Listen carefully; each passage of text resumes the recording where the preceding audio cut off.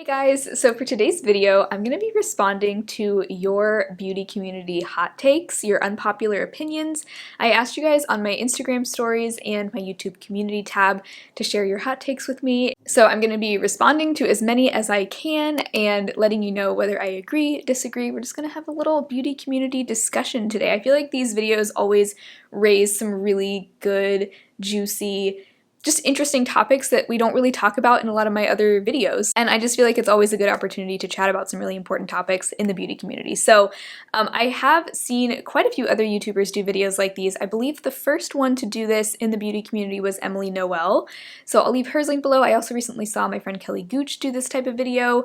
I've seen Smoky Glow do them. So lots of people. I'll leave some more linked down below. I always find them so fun to watch. So let's go ahead and start with some from YouTube. This was actually one of the most liked, if not the most liked, comments on my community tab post, and it's from Katie. She says, "People bash the Maybelline Age Rewind Concealer for the unsanitary sponge applicator, but are now obsessed with the Charlotte Tilbury wands, and I don't see a single person saying those sponges are unsanitary.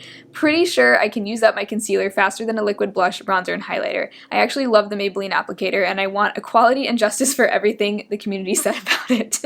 That is such a good point, because I feel like anytime I hear someone talking about the Maybelline Age Rewind Concealer, they mention the unsanitary sponge tip. Like, that's like always one of the talking points when people are discussing that concealer. But I've never heard anyone, like you said, I've never heard anyone say that about the Charlotte Tilbury wands. The same thing goes for any kind of concealer that has a sponge tip. I feel like people usually bash those, but also, I wonder if this has something to do with the fact that one is drugstore and one is high-end. There was another really great comment on here. Let me find it. Okay, this one is from Kayla. "High-end makeup gets passes for things drugstore makeup doesn't, such as sponge tip applicators, neutral, boring color stories, bulky, wasteful packaging, releasing similar color stories, products repeatedly, etc. Even patchy shadow formulas I've seen it excused because that color is difficult to formulate, but then bash a drugstore eyeshadow in the same kind of shade for being patchy." Okay, I completely agree. This is such a good point. I've also noticed, especially luxury brands like Dior, Tom Ford, those kinds of brands, a lot of those brands use really cheap looking packaging. Like I'm especially thinking of those Dior like face palettes. Those look so cheapy and drugstore to me, and there are drugstore brands that are doing way more luxurious looking packaging, and no one seems to ever mention how that's kind of inexcusable. Like, to me, if you're paying $50+ for a product, the packaging better look luxe and nice. Like, I want that product to be an experience to use. So whenever luxury products, and not saying the packaging is really that important in the scheme of things, like I really don't care that much about packaging if it's a drugstore product, as long as it doesn't get in the way of the functionality of the product.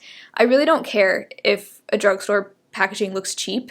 As long as it works, because I'm willing to compromise on that if I get to save money, right? But if I'm not saving money, the packaging better be good. And then even more importantly, things like the performance of the products also, I have noticed the same thing. Where people who normally only use high-end and luxury products try drugstore products, they seem to be like way more critical of the drugstore product's performance than they would be of an equivalent high-end or luxury product. So that is such a good point. And going back to like the Maybelline Age Rewind Concealer applicator, I understand what people are saying when they say that it can be unsanitary, because to me it's not that different from a doe foot applicator in a concealer. That's a fuzzy applicator that you're putting on your skin and then putting back into the tube. Products like that, products with a doe foot applicator or with a sponge tip applicator, or even products in a jar versus a tube, they're formulated to have certain preservatives that are going to keep it lasting through, the shelf life. I don't really worry too much about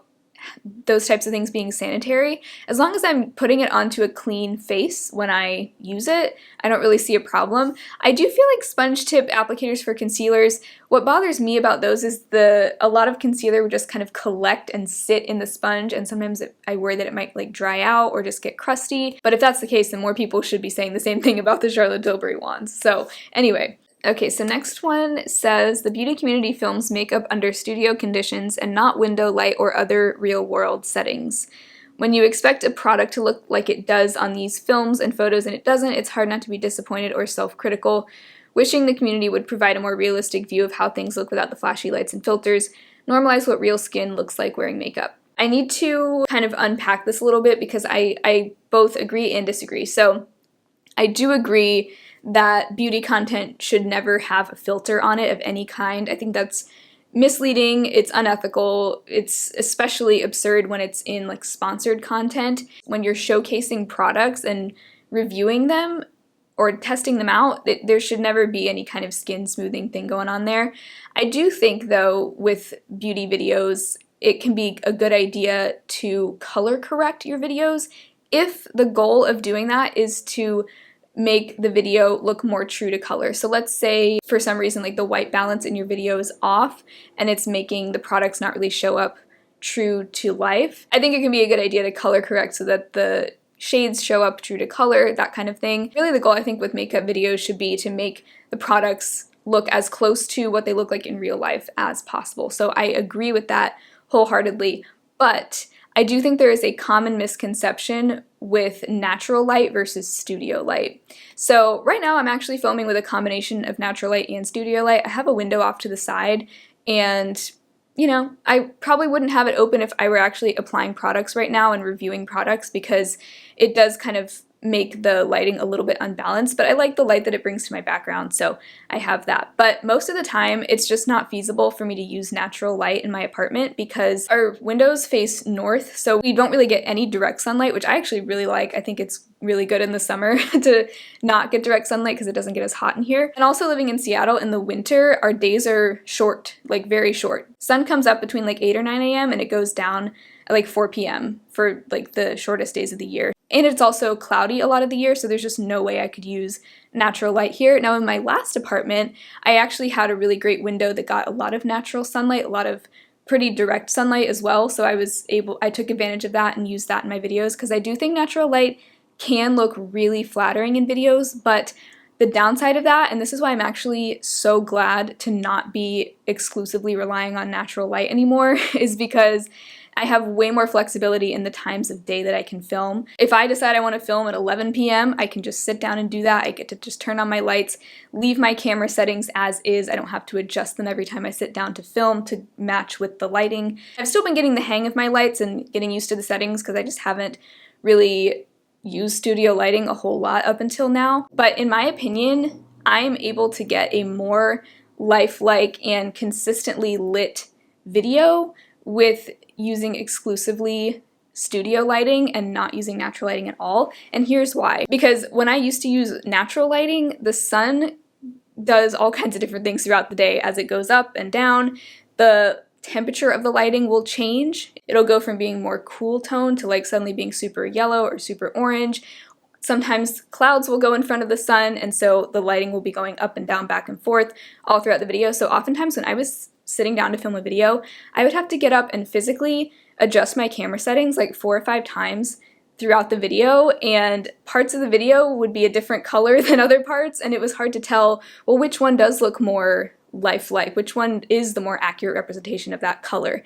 So that is why I think studio lighting gets a bad rap, just because people automatically assume studio lighting equals fake, natural lighting is somehow more real, but actually natural lighting is way harder to work with. When it's behaving and it is consistent, it looks amazing, but otherwise it is so hard to work with. It is so hard to work with. I want to get that out there. I really want the misconception with natural lighting to stop because natural lighting is not always better, and studio lighting is not automatically the same thing as putting filters on your videos. Those two things are very different, very different. YouTubers are not responsible for consumer purchases. They are only recommending a product or disapproving them on social media. The people holding the credit card or cash are responsible for their purchased items. As a consumer, it is up to us to make wise decisions with our money. I agree with this. I think that's true, but I think at the same time, we can hold influencers to a higher standard and ask influencers to stop promoting this excessive consumerism. I do think there's a time and place, and here's another one that I really liked on Instagram. Okay, my camera cut off and I'm not sure at what point, but I wanted to share another comment that I got over on Instagram from Christine. She said, "It's not all creators' jobs to be makeup minimalists or stop buying new. If you don't like a creator who consumes too much, you can always change your watch habits." So kind of along the same lines as the other one from YouTube. And I agree with this. I think even though I am kind of more of a slow consumer and I do try to promote that on my channel as well, because of that, I haven't tried every formulation out there. I haven't tried 50 plus foundations that I can compare to one another. I don't have this kind of almost like inventory of products that I can pull out and, you know, compare this high-end one to this high-end one. That's also why I don't really do dupes videos, because that just requires you to buy a ton of stuff. And I love watching things like dupes videos or product recommendations from people who have tried just a ton of things out there, because they have a slightly different perspective than I do. They can really get into the nitty-gritty details of the differences between all of these different products. I think Amanda Z is a great example of this. I think she gives amazing product recommendations. She's so detail-oriented. She's tried a lot of stuff, and this way I'm able to then make smart purchases for myself, because I can hear someone compare all of these different cream eyeshadows to one another and decide which one suits me the best. That's not really the kind of content I can provide, and I'm glad that there are creators out there who can provide that kind of content. If you as a consumer find that type of content triggering and it makes you want to emulate that type of consumption and you don't want to have a huge collection, I think it is your responsibility as a viewer to switch up what you're watching that's going to be healthier for you. We all have to curate the media that we consume and the content that we consume to best suit our own needs. At the same time though, I do think influencers have a responsibility not to promote excessive consumerism to their followers. So things like, you know, just doing tons of haul videos, all these videos where people are telling their followers, you need to try this. These are 10 things you need to try. Most people don't need to try 10 random gadgets from Amazon. Most people don't need to be consuming on the same scale as these influencers whose job is to recommend products. So obviously this is all very complicated, but I do think we as consumers and viewers are responsible for our purchases, and also influencers should be taking responsibility for the influence that they have that is what's earning them a living and allowing them to support themselves very well financially. I think that comes at a cost. You know, you have to think about what kind of influence you want to have on people. Do you want your life's mission to just be encouraging people to shop all the time? Because that's, you might want to look at that. I don't know. That doesn't seem like a good thing to me. Okay, here's a good one from Tony. A lot of the YouTube project panners I watch have started to loosen their panning rules, reduce the number of projects they do at once, take breaks, etc.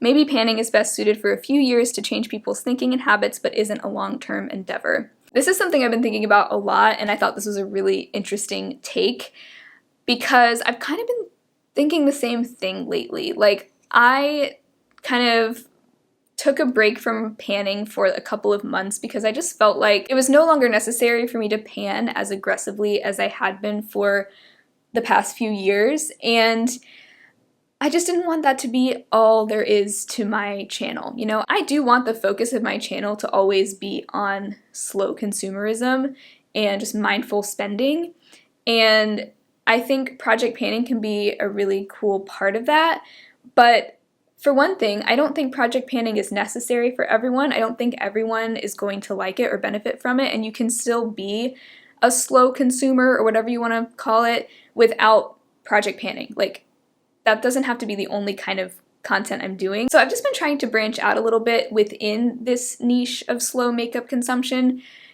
while not making panning be the only thing, because I also was just kind of getting to feel like, what's the point of all this panning, right? Like, what's really the end goal here? Because I think a lot of the time I was just forcing myself to use products that I may or may not have even wanted to use, or I didn't ask myself if I actually wanted to use those products, and it didn't make a whole lot of sense. So I am still doing a project pan, but it's a lot more low-key, more laid back, and it's really, whenever I sit down to do my makeup, I want to feel free to use whatever I want in my collection. I don't want to feel like I have to keep reaching for one thing, but I've tailored my project pan now to be more focused on products that I really like and that make sense in my makeup routine at that moment in time. I'm always kind of changing my makeup routine and just what kinds of looks I'm going for, so instead of letting the looks I'm doing be dictated by my project pan, I'm letting myself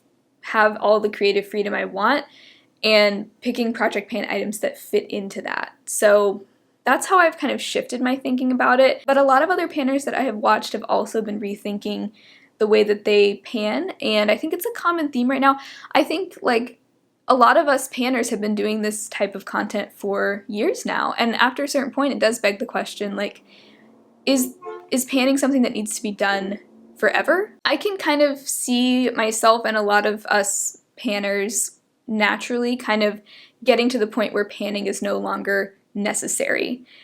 For me, a low-key fun project pan is still fun to do, and I still do it, but I don't know if it makes sense for everyone to have a project pan going on at all times. So yeah, an interesting topic. What do you guys think? From Aging Ophelia, people are so addicted to the next top brand and ask, why is X even in business anymore? They haven't done anything interesting. Because they make reliably decent goods and don't discontinue their best stuff every 6 months. That's why.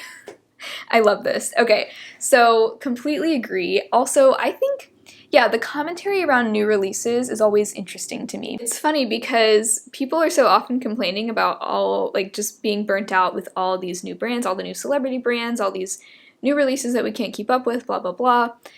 And it's like, well, first of all, no one's forcing you to keep up with all the new brands. Like, you don't even have to pay attention to those if you don't want to. But then also, on the flip side of that, saying, oh, this brand is so boring, they, like, don't ever have anything new. And it's like, why do they need to have something new? What if they have a great set of core products? Releasing new stuff might just not be part of their business plan right now. And isn't that what we all want? Like, isn't that, we're all tired of seeing new releases. Like, maybe we should celebrate the brands that aren't putting out new releases left and right. Lucy and Stuff says, I see too many dupe videos with products that aren't even close to similar. I completely agree. The word dupe, I feel like, has started to lose its meaning. Like, people just throw it around left and right now, whereas it used to be like, when you did a dupe video, you took your time analyzing the different textures and formulas and the undertones of the shades to make sure it was a true dupe.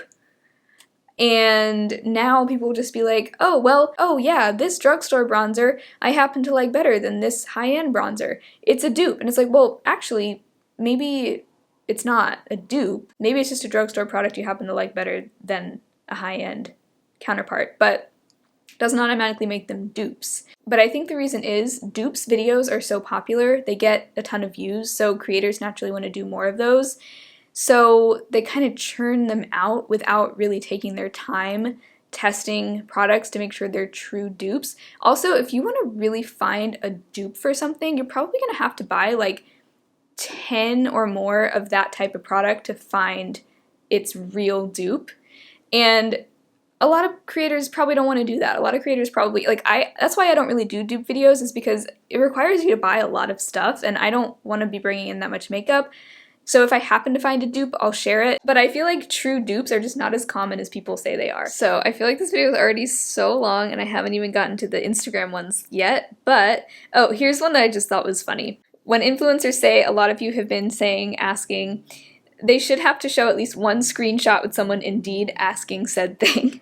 I mean, can we all just agree that this is one of the most annoying things that influencers do, is when they pretend that so many of you guys have been asking me where I got this tank top, and it's like the most basic tank top you've ever seen, and it just so happens to be from Amazon. Okay, here's a funny one. The lip oil craze right now is kind of odd. Lip oils are just thinner lip glosses, it's nothing new. Yes, and also, can we talk about the fact that it seems like people are just using the term lip oil as like a blanket statement for so many different types of lip products now. Like, I've noticed people have just started calling lip glosses lip oils. Plain lip oils are pretty useless to me because they're so thin, they don't stay on your lips for more than like 5 seconds. Now, the better lip oils are the ones that have more of like a gel sort of texture, in which case that's really more of a gloss. You could have named that product a lip gloss and it would have been accurate. And the thing is, I'm totally here for this trend of like lip oil stains or tinted lip balms, lip glosses, even thinner glosses. I love all those types of products, but I just don't understand why we're calling everything a lip oil now and acting like it's somehow new and innovative. Next one says, people complaining about creators not making tutorials annoy me. Get ready with me are tutorials. I mean, every time I do a hot takes video, or anytime I see anyone doing a hot takes video, there's always so many comments saying like, people want to see more tutorials, I want to see more tutorials. You're not going to see videos with tutorial in the title anymore because, again, that just doesn't, people just don't click that. It's not a clickable title. It was in 2012, but it's just not in 2022. Times have changed. But people are still doing tutorials, just not in a video titled fall makeup tutorial or brown smoky eye tutorial. People still do apply their makeup in videos and talk through the process. It's just not going to be titled a tutorial anymore. Okay guys, well that was so fun as always. I love reading your hot takes. You guys had some really good ones this time, so thank you for submitting your hot takes. I feel like I could do a part 2 and 3 and 4, just there were so many that I didn't get to that I wanted to get to today, so maybe I will do another one within the next few months. But let me know your thoughts on all of these things down below. I'm very excited to read your comments. Give the video a thumbs up if you enjoyed it, subscribe if you haven't already. If you want to support me even further, feel free to check out the Patreon where I do bonus content each month. Otherwise, I will talk to you very soon in my next video. Bye!